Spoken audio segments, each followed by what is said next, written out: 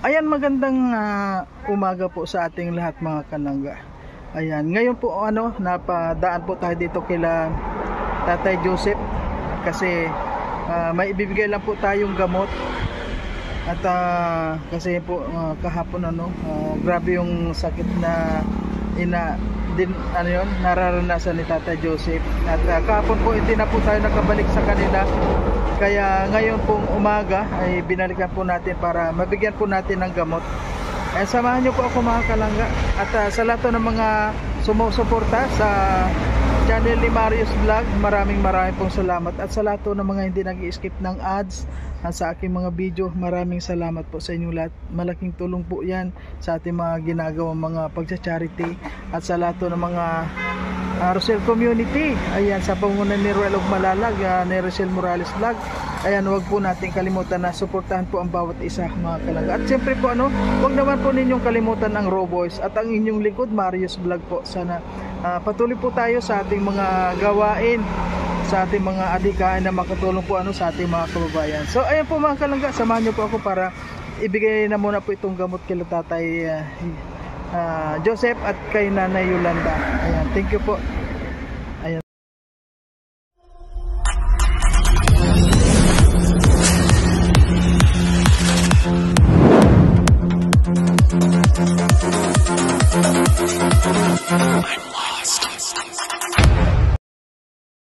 Siya yung taong tumutulong at hindi kayo iiwan. Marius Vlog ating samahan, siya ay tunay na kaibigan. Masipag yan na tao, hindi yan magbabago. Kaya mga kalangga, Marius Vlog laging nandito. Maaasahan nyo sa pagtulong sa kapwa. Marius Vlog talagang may pagkusa, hindi magbabago. Yan si Kuya. Ayan po mga kalangga, ngayon dumaan po tayo dito kila Tatay Joseph at Nanay Yolanda para bigyan po natin ng gamot kasi palagi po sumasakit yung kanyang tuhod. At ito po, binili namin doon. Ito yung sa ano ba yun, sa Igaw.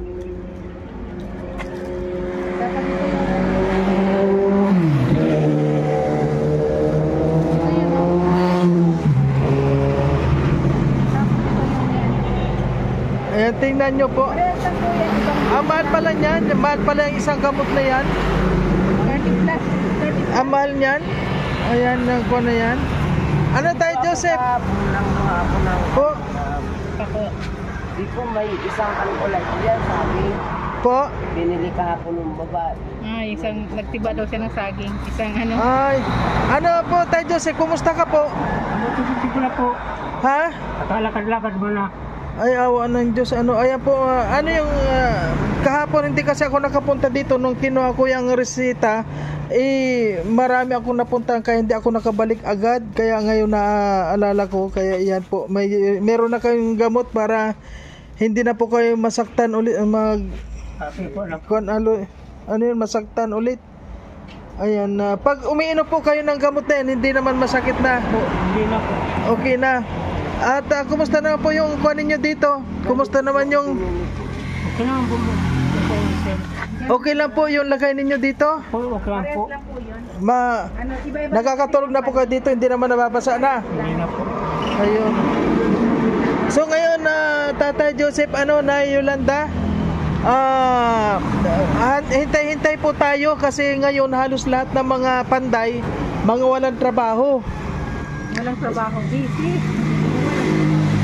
Ay, mga busy po, walang trabaho. Sus naman, Ginoo.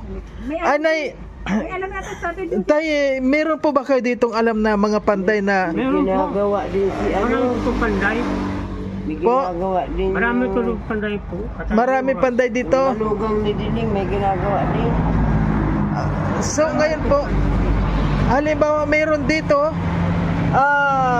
pag yung malay po siya, halimbawa tanungin mo, pag yung gusto kong makausap, kung makukuha niya yung gusto kong yung style dito, sana yun talaga pantay talaga siya. Ayun.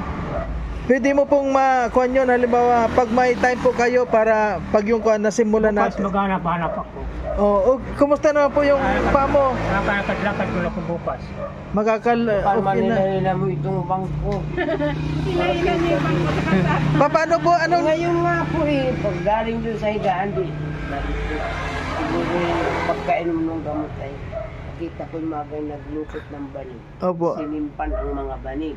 Oh. Ang sa kauna. Nakita ko nung aalis siya. Kaganon siya. Mm. Pagaan na ako. Para palang bata na. Ay! Hanggang Lakad. dito po. Dala-dala niya yung bangko. Hinahayaan ko naman po para lumakas nga yung tuhod at sa ating baka dito ka ng kanakan. Oo po. Kailangan ma-exercise din. So ngayon po tayo, Joseph, okay naman ang pakiramdam mo? Okay na po. Okay na. No? So, pag yung nakakita ka po tayo, Joseph, ng trabahador o kuan, kunin mo po yung number niya para pag nandito ako tatawagan natin. Ano po, para makita ko. Opo. Kasi yung mga kasama ko, mga kilala ko mga panday, may mga trabaho lahat. Yung iba po, mga sabi, next week, 2 linggo pa, ay gusto ko mapasimulan na yung kuan ninyo para hindi naman po nakakahiya dito sa may-ari ng bodega. Ano na po, Nay, ano sabi naman ng may-ari ng bodega dito? Wala naman po. Bakal ka na nga lang yung dito. Malagay na naman po yata sa isang araw ng Maglalagay na naman ng nyog. at nagbiyahe po sila pa puntang Maynila nung dito. Kaya dala yung So gano'n na lang po pag yung ang problema po ngayon yung panday na lang, panday tapos yung Labor. Yung Bali labor. dalawa, okay na yung dalawa. isa pong labor, isang labor tapos isang panday. Ano po? Tingnan nyo po at saka tingnan mo tayo yung makakakuha naman tayo. Ano yon yung hindi naman madaya sa oras. Kailangan Baka po, Yung mayari dito, manugang. ganito na lang siguro, hindi. 3 patong. po. Baka ganito na lang.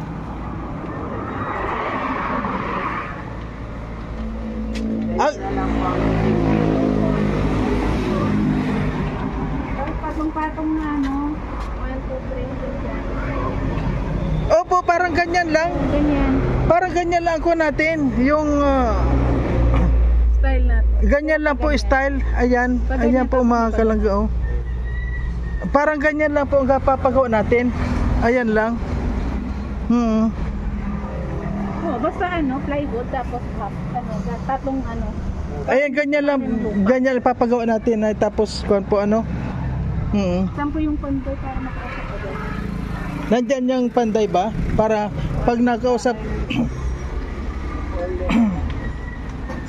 dahil po pwede yun Tad Joseph, kasi ang gagawin po natin style parang ganyan lang din yung kahit na medyo mababa pa dyan, basta kuan, meron pong kilala ka dito yung okay naman. Ayun po. O sige. Yung mga nandito po, nasa magkano naman yung mga sabay, hindi pa natin alam kung magkano yung presyo. Sasabihin ko sa kanya kung magkano ang araw. Po? Sasabihin sa kanya kung magkano ang araw. Opo, o sige. At saka kailangan yung pulido rin gumawa. Ano po? Ayan.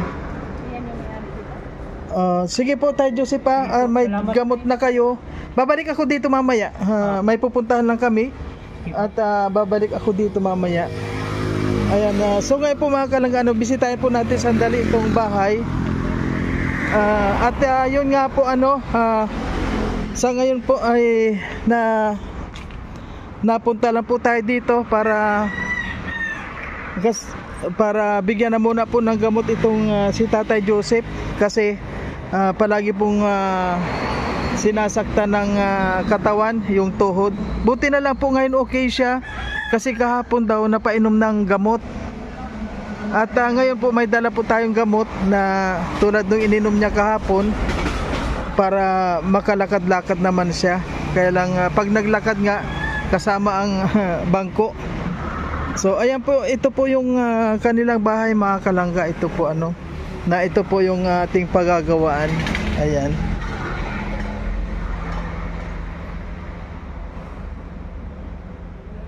Ayan, ganito na po ang kuwan natin. Ayan, naghihintay lang po tayo mga kalangga ng kuwan po, mga panday. Grabe, ang mga panday po ngayon, ang hirap na rin maghanap ng panday. Kaya naghihintay po tayo ng gagawa dito. Ayan, grabe na po kasi ang bahay nila kaya, pero okay naman po yung tinutulugan nila ngayon. Ibig sabihin hindi naman na po sila nababasa at nakakatulog na sila. Hindi tulad nung nandito po kasi ngayon halos maya maya yung ulan, kaya hindi po sila nakakatulog dito. At sa lahat po ng mga gusto pa pong tumulong mga kalangga, sana po wag po tayong manghihinayang na tumulong dito po sa mag-asawang matanda. At pasisimulan na po natin. Ang problema lang po natin ngayon yung pong gagawa. Ayan. Okay po mga kalangga. Ayan. Ngayon muli po bumalik po tayo dito kila Nanay Yolanda para bigyan na muna po sila ng gamot mga kalangga. Kaya ito, napasaglit tayo dito sa kanila kasi po nung kahapon nung pumunta po tayo dito ay hindi po makalakad si Tatay Joseph. Grabe yung pananakit ng kanya, yung tuhod. Kaya po nung nakita nyo naman po sa unang upload natin. At ngayon po bumalik tayo dito ngayon para bigyan po natin ng gamot. At mabuti na lang po mga kalangga, kahapon daw na hapon si Nanay Yolanda ay nakakuha po ng isang gamot. Ayun, nung uminom po ngayon, medyo nakaupo na po sa upuan kaya ngayon po may dala po tayong gamot para sa kanya. At sana po maging okay na rin siya. At sa ngayon naman po dito po sa ipapagawa nating bahay mga kalangga ay hinihintay lang po natin yung panday para masimulan na rin po itong ating pabahay dyan. Ayan, congratulations po sa ating lahat, sa lahat po ng mga viewers natin, sa lahat po ng mga Team Rochelle Community. Ayan po, maraming salamat po dahil ito pong ipapagawang bahay natin, ito po para sa ating lahat. Ito po ay tayo ang magpapagawa dito. At siyempre maraming salamat po sa lahat ng mga sumusuporta. Siyempre sa lahat po ng mga tumutulong at nagpapaabotan po. Maraming salamat po sa inyo. Sabi ko nga, ito pong channel ni Marius Vlog, ito po ay para sa ating lahat. Ito po yung ginagamit po natin para makatulong po tayo sa ating mga kababayan. Ayan. Ayan, hanggang dito na lang na muna po at abangan nyo po mga kalangga. Sa susunod na makikita nyo po itong bahay nila, nagsisimula na po tayo. Sigurado magsisimula na tayo. At naghihintay lang po tayo ng mga gagawa. Ayan, thank you po. At siyempre sa Rochelle Community, maraming salamat po sa inyong lahat. Sa lahat ng mga anonymous na nagpapabigay po sa mag-asawa, maraming salamat po sa inyong lahat. At lahat po ay nakalista yan lahat. At siyempre po kahit na po paano babanggitin ko po sa inyong lahat yan. Ayan, thank you po sa lahat. Ayan, babay na muna.